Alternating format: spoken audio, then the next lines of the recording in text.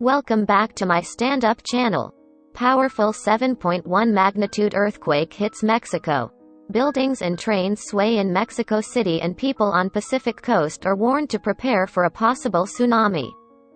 A powerful, 7.1 magnitude earthquake struck southwest of Mexico, killing at least one man who was crushed by a falling post and leaving 1.6 million people without power.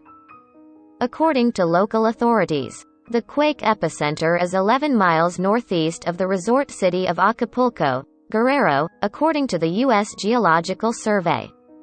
It said that the tremor was very shallow, only 7.8 miles below the surface, which would have amplified its shaking effect. Residents were also under a brief tsunami warning in the quake's aftermath, although that has since been discontinued. The New York Times also reported that the area was hit by 92 aftershocks in the aftermath. Video shared on Twitter by Mexican sports commentator Javier Alarcón shows people screaming and tightly hugging each other on the sidewalk outside of what looks like an apartment building as car alarms go off. Trees shake and exploding transformers light the sky blue. Another video shared by journalist Chodri Parvez shows footage from a home security camera revealing the inside of a house shaking violently from the force of the quake. Another video taken in Mexico City, about 200 miles from the epicenter, shows a train swaying and shaking in a subway station as the disaster struck.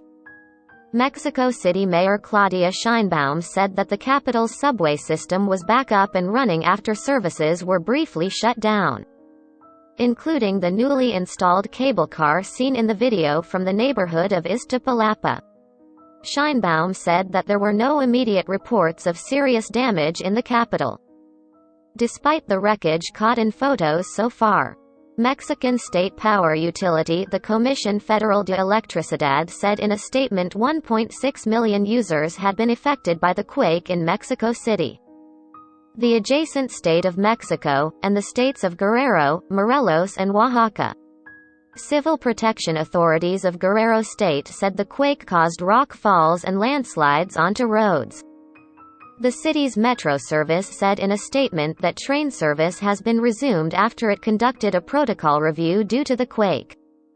Mexico President Andrés Manuel also informed the public about the disaster on his Twitter account and said there was no significant damage in the state of Guerrero, the quake's epicenter, or in Morelos, Oaxaca, Puebla or Mexico City.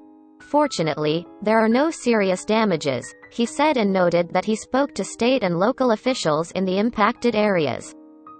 In the Roma Sur neighborhood of Mexico City, lights went off and scared residents rushed out, some wearing little more than pajamas, a Reuters witness said.